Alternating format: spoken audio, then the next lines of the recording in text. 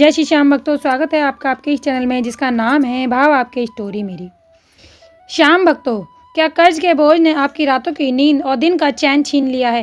क्या आप मेहनत तो बहुत करते हैं पर पैसा हाथ में आते ही पानी की तरह बह जाता है? तो ठहर जाइए, आज शनिवार की ये विशेष रात है जो आपकी फूटी किस्मत चमकाने वाली है। आज शनिवार की रात एक ऐसा दुर्लभ संयोग बन रहा है जहाँ सिर्फ एक पान का पत्ता और थोड़ी सी इलायची आपके जीवन की दरिद्रता को नामो निशान मिटा देगी। अगर आज रात आपने यह गुप्त महत्वपूर्ण उपाय कर लिया तो साक्षात घाटू श्याम बाबा आपकी डूबी हुई नैया को किनारे लगा देंगे। पर वीडियो शुरू करने से पहले आप लोगों से एक रिक्वेस्ट करना चाहूँगी कि अगर आप मेरे चैनल पर पहली बार आए तो प्लीज़ चैनल को सब्सक्राइब करना ना भूलें, बेल आइकन को जरूर प्रेस करें। चलिए शुरू करते हैं आज की वीडियो।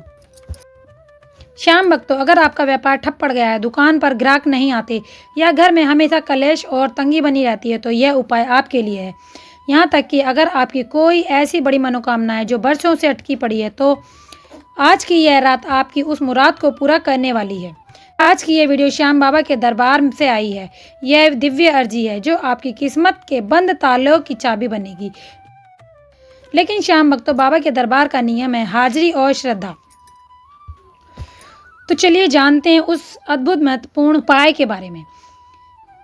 श्याम भक्तों, आप बहुत ही ध्यान से सुनिएगा क्योंकि अब मैं आपको उस गुप्त और दिव्य विधि की ओर ले जा रही हूँ जो आपके जीवन से अंधकार को मिटाकर खुशियों का सवेरा लाएगी। शनिवार की रात का आध्यात्मिक महत्व इतना अधिक है कि इसे सिद्धि की रात कहा जाता है। जब आपके ऊपर नकारात्मक शक्तियों का प्रभाव बढ़ता है तो बना बनाया काम भी बिगड़ने लगता है और पैसा हाथ में आते ही बीमारी या फालतू खर्चों में चला जाता है। इस ऊर्जा को ठीक करने के लिए प्राचीन ग्रंथों में शहद और पान के मेल को अत्यंत चमत्कारिक माना जाता है। शहद साक्षात आकर्षण का प्रतीक है जो सकारात्मक और लक्ष्मी को अपनी ओर खींचता है, जबकि पान का पत्ता संपन्नता और देव शक्ति का वाहक है। इस उपाय के माध्यम से हम साक्षात घाटू नरेश के चरणों में अपनी अर्जी को एक ऊर्जा पुंज के रूप में पेश करते हैं। मेरे श्याम प्रेमियों, इस उपाय को करने के लिए आपको शनिवार की रात का समय चुनना है। रात का सन्नाटा आपकी एकाग्रता को बढ़ाता है और आपकी प्रार्थना सीधे ब्रह्मांड तक पहुंचती है। सबसे पहले आप शुद्ध होकर हाथ पांव धोकर एक शांत स्थान पर बैठ जाएं। यदि आपके घर में बाबा श्याम का विग्रह या तस्वीर है तो उनके सामने बैठें। एक शुद्ध देसी घी का दीपक प्रज्वलित करें। दीपक की लौ को देखते हुए 2 मिनट के लिए शांत हो जाएं और अपने मन से सारे डर निकाल दें। यह महसूस करें कि बाबा श्याम स्वयं आपके सामने विराजमान है। अब आप एक साबुत हरा पान का पत्ता लें। ध्यान रखिए, पान का पत्ता सूखा या कटा फटा या खंडित नहीं होना चाहिए। डंठल वाला पान का पत्ता ही सबसे श्रेष्ठ माना जाता है। इसके साथ ही थोड़ा सा शुद्ध शहद, 2 हरी इलायची, 2 फूल वाली लौंग और 1 सिक्का अपने पास रख लें। यह पांचों सामग्री 5 तत्वों का प्रतिनिधित्व करती हैं जो आपके भाग्य को फिर से जीवित करने की शक्ति रखती है। अब पान के पत्ते को अपनी हथेली पर रखें। अपनी अनामिका उंगली से शहद लें और पत्ते की चिकनी तरफ लेप लगाएं। शहद लगाते समय अपने मन में उस ऊर्जा या उस बड़ी समस्या का ध्यान करें जिससे आप खत्म करना चाहते हैं। यहाँ आपका भाव ऐसा होना चाहिए जैसे आप अपनी समस्या को शहद में घोलकर बाबा को समर्पित कर रहे हैं। अब उस शहद लगे पान के ऊपर 2 हरी इलायची, 2 फूल वाली लौंग के जोड़े को रखें। इलायची आपके बुध ग्रह को मजबूत करती है जो व्यापार और बुद्धि का स्वामी है, जिससे आपको कर्ज चुकाने के नए विचार और मार्ग मिलते हैं। लौंग आपके जीवन की नकारात्मक बाधाओं को बुरी नज़र से सोख लेती है। इसके ऊपर वह 1 का सिक्का रखें। यह सिक्का आपकी उस श्रद्धा का प्रतीक है जिसे आप बाबा के चरणों में रख रहे हैं। अब इस पत्ते को अपनी दोनों हथेलियों के बीच में रखें जैसे हम प्रार्थना करते हैं। अपनी आंखें बंद करें। पूरे अंतर मन से 11 बार इस मंत्र का जाप करें। ओम श्री श्याम देवाय नमः।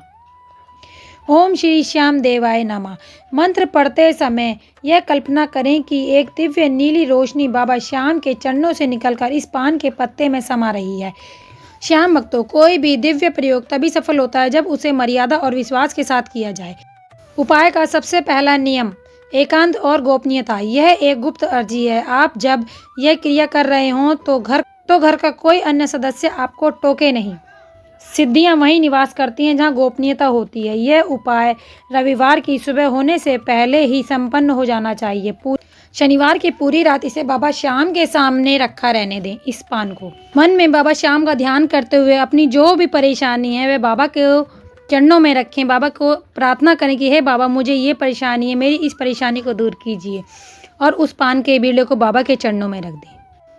अब रविवार की सुबह जैसे ही आप स्नान आदि करें, बिना किसी से बात किए इस बीड़े को उठाएं और अपने पास के किसी भी श्याम मंदिर या किसी भी कृष्ण मंदिर में भगवान कृष्ण के चरणों में इसे समर्पित कराएं। बाबा श्याम का मंदिर हो तो बहुत अच्छी बात है, नहीं तो भगवान कृष्ण के मंदिर में भी आप इसको समर्पित करके आ सकते हो। तीसरा नियम है शुद्धता। उपाय के दौरान आपके मन में किसी के प्रति द्वेष या बुरा भाव नहीं होना चाहिए। यह उपाय केवल उनके लिए जो ईमानदारी से मेहनत कर रहे हैं और फिर भी परेशानी के जाल में फंसे हुए हैं। श्याम भक्तों, इसके पीछे का आध्यात्मिक तर्क बहुत गहरा है। पान के पत्ते को हृदय का प्रतीक माना जाता है। जब हम उस पर शहद लगाकर इलायची और लौंग अर्पित करते हैं तो हम प्रतीकात्मक रूप से अपनी सारी समस्याएं बाबा श्याम के चरणों में अर्पण कर देते हैं। घाटू श्याम को शीश का दानी कहा जाता है, इसलिए जब कोई भक्त उनके चरणों में अपनी सच्ची अर्जी लेकर जाता है तो वह उसे कभी खाली हाथ नहीं भेजते। विश्वास रखिए, जैसे ही आप रविवार की सुबह इस बीड़े को मंदिर में छोड़कर आएंगे, आपके ऊपर से एक बहुत बड़ा मानसिक बोझ उतर जाएगा। 24 घंटे के भीतर आपको शुभ समाचार या धन प्राप्ति के नए संकेत मिलने लगेंगे। जो रास्ते कल तक बंद लग रहे थे वहां से रोशनी की किरण दिखाई देने लगेगी। बाबा श्याम का चमत्कार शब्दों का मोहताज नहीं। श्याम भक्तों, आज शनिवार की यह रात आपके लिए कोई साधारण रात नहीं, बल्कि यह आपके दुखों के अंत की शुरुआत है। तो श्याम भक्तों, इस उपाय को विश्वास रखकर एक बार ज़रूर कीजिएगा। और अगर आपको वीडियो अच्छी लगी हो तो प्लीज़ वीडियो को लाइक कीजिए, चैनल को सब्सक्राइब कीजिए और कमेंट में बाबा श्याम के नाम का जयकारा ज़रूर लगाइए, क्योंकि ये एक जयकारा नहीं है भक्तों, ये बाबा श्याम के दरबार में आपकी हाजिरी है। पता नहीं बाबा कब किसकी हाजिरी सुन लें। तो मिलते हैं अगली वीडियो में बाबा श्याम के अगले चमत्कार के साथ। तब तक के लिए जय श्री श्याम।